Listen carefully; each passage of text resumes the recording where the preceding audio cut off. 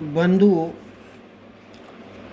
ठाकुरदास नामक एक वयोवृद्ध व्यक्ति अपनी पत्नी तथा बच्चों के साथ कलकत्ता से चलकर मोदीनगर जिले के एक गांव में जा बसे। पुराना समय था। 2 रुपए की नौकरी से परिवार का निर्वाह होता था। तीनों प्राणी बड़ी कठिनता से 2 रुपए के वेतन से पेट भर भोजन पाते थे। नियति बड़ी बलवती थी। कालांतर से ठाकुरदास की पत्नी और इकलौते बच्चे को छोड़ इस संसार से चल गए।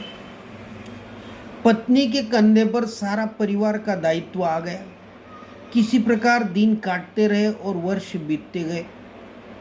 एक दिन बेटा रात के समय बैठा माँ के पैर दबा रहा था और बातें भी कर रहा था। माँ, बड़ा होकर मैं पढ़ लिख कर विद्वान बनूंगा और तुम्हारी बहुत सेवा करूंगा। बच्चे के उज्जवल भविष्य की कल्पना से माँ की आंखों में हर्ष के आंसू थे। कैसी सेवा करेगा रे तू मेरी? बड़े कष्ट सहन कर तुम मुझे पढ़ा रही हो माँ। मैं कमाने लगूंगा न, जब तब तुम्हें अच्छा अच्छा खाना खिलाऊंगा और हाँ, तुम्हारे लिए गहने भी लाऊंगा। हाँ बेटा, तो अवश्य सेवा करेगा मेरी, माँ बोली, पर गहने मेरे पसंद की ही बनवाना। कौन से गहने माँ? बेटा सुन, मुझे 3 गहनों की चाह है। मैं चाहती हूँ कि गांव में अच्छा स्कूल हो, चिकित्सालय हो, और तीसरा गहना कि निर्धन असहाय बालकों के खाने पीने तथा पहनने की सुविधा हो। बालक ने जब ये सुना तो भाव विभोर हो उठा। धन्य है यह माँ जिसके इतने अच्छे विचार हैं।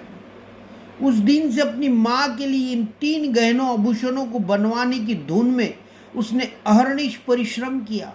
पढ़ाई समाप्त कर वो उच्च शिक्षण प्राप्त कर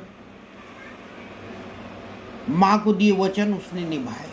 वो बराबर विद्यालय, औषधालय तथा सहायता केंद्र खोलता चला गया। अपने पुत्र द्वारा दिए गए 3 आभूषणों से माँ गौरवान्वित हो गई। यह माँ महामानव और कोई नहीं, यह ईश्वरचंद विद्यासागर थी। जय सनातन।